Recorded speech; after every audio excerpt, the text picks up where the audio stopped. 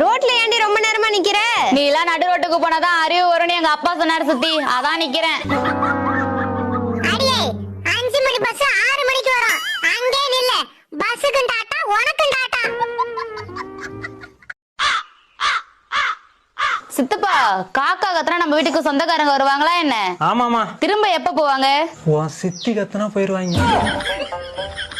கா கா கா. என்ன ஏண்டி பாக்குற? கா கா கா. சித்தி, என்னடி? செய்யாத தப்புக்கு நீ திட்டுவியா சித்தி?